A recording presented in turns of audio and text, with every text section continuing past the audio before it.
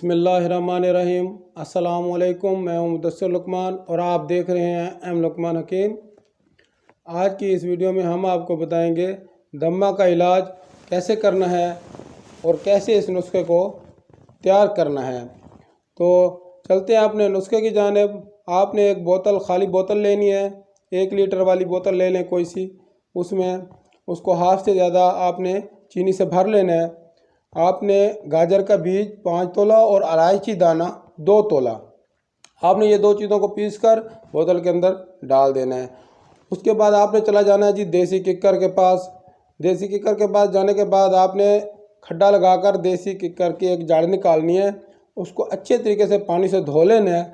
धोने के बाद उसको बोतल से अंदर कर देना है। अंदर करने के बाद आपने क्या करना है जी, टेप के साथ पहले थोड़ा सा शापर लगाकर बड़ी चौड़ी टेप ले लें। उसके साथ आपने उसको अच्छी तरीके से फिलअप कर देना है। फिलअप करने के बाद आपने उस बोतल को गड्ढे के अंदर दबा देना है और उसको फिल कर देना है मुकम्मल तौर पर। इसको तकरीबन आपने 30 से 40 दिन तक अंदर गड्ढे के अंदर रहने देना है।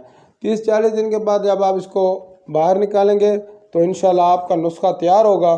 तो ये हमारा दम्मे के उन बुज़ुर्गों के लिए है जो जिनको सांस चढ़ जाती है और जिसकी वजह से, दिक्कत की वजह से उनको परेशानी का सामना करना पड़ता है।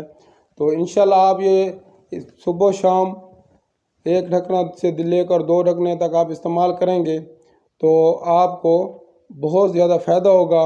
और जो आपकी ये सांस वाली तकलीफ़ है इंशाल्लाह बिल्कुल ही ख़त्म हो जाएगी और आपको इससे फ़ायदा हासिल होगा। तो हमारे इंशाल्लाह आपको और भी वीडियोस मिलती रहेंगी। आप हमारे साथ रहिएगा, देखते रहिएगा हमारी वीडियोस।